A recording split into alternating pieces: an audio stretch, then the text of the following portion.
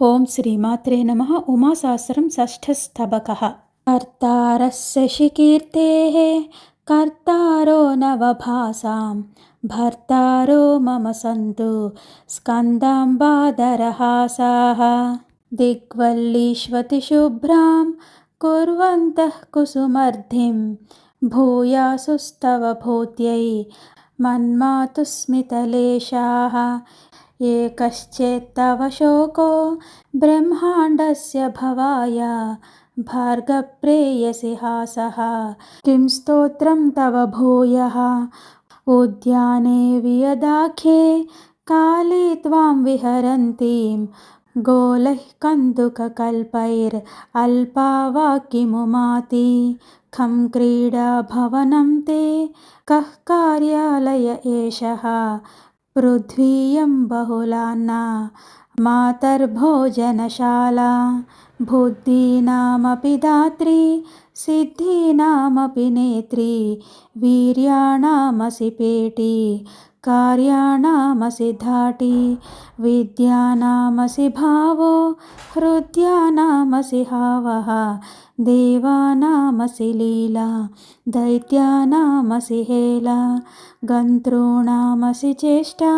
స్థాణూనామసి నిష్టా లోకానామసి మూలం లోకాదేరసి జాలం దేవీ వ్యాపకతేజః శక్తిస్తత్వవిచారే అత్యంతం సుకుమారీ నారీమూర్తివిచారే క్వా జ్యోతిర్మహతోస్మాద్ ఆకాశాదపి భూయః తత్సర్వం వినయంతి తన్వంగీ క్వను నారీ దేవేంద్రాయ విభుత్వం సూర్యాయోస్రసహస్రం ఊష్మాణం దహనాయ జ్యోత్స్నామోషధిరాజే వాతాయామితవీర్యం విస్తారం గగనాయ సాంద్రత్వం వసుధాయై తోయాయద్రవభావం మహాభాగ్యమపారం కోటిభ్యో విబుధానాం చిత్రః కాశ్చన సిద్ధిర్లక్ష్యేభ్యో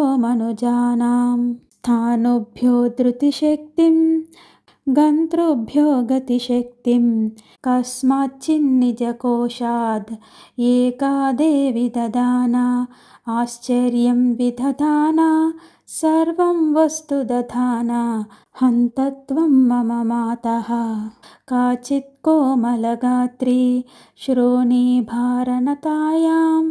కస్యాంచితనుగాత్ర్యాం ఈదృక్షా యది శక్తిః కావేతో నను మాయా రూపం తే తనుగాత్రం వాణీ తే మృదునాదా చాపం తే మధురేక్షుః పాణిస్తే సుకుమారః లోలే లోచనయుగ్మే భీరుత్వం ప్రకటం తే బ్రహ్మాండం త్వదధీనం శ్రద్ధత్తామిహ కో వా భ్రూభంగం కురుషే చేద్ ముగ్ధే గౌరిముఖాబ్జే భూతానప్యయి బిభ్యతి ఏజేరన్నపి తారాః శుద్ధాంతేశ్వరి శంభోః ఇచ్చా చేతవ కాపి ఘోరోగ్నిస్తృణగర్భాత్ ఘోరాగ్నేరపి శైత్యం ద్రష్టుం విశ్వమపారం భారస్తే దయితస్య కర్తుం కార్యమశేషం శ్రీమాతస్తవ భారః సాక్షీ కేవలమీశః కర్తుం భర్తుముతాహో హర్తుం వా కిలమంబ త్వం సాక్షాద్ధృతదీక్షా కారం కారముపేయత్ బ్రహ్మాండాని నిహంసి తన్మన్యే సురమాన్యే బాలైవాంబ సదా త్వం లీలో జీవితకామే రామే శంకరసక్తే త్వత్పాదార్చనసక్తం భక్తం మాం కురు శక్తం ఏతః పావనగంధాః సర్వేష ప్రమదేతే హైరంబ్యో మదలేఖాః సంతోషాయ భవంతు. इति श्री भगवान् महर्षि रमणास्ते वासिनो वासिष्ठस्य नरसिंहसूनोः गणपतेः कृत उमासहस्रे षष्ठस्तबकः समाप्तः। ఓం ఉమాయే నమః. ఓం ఉమాయే నమః. ఓం ఉమాయే నమః. జై కామాక్షి. ఓం శ్రీమాత్రే నమః.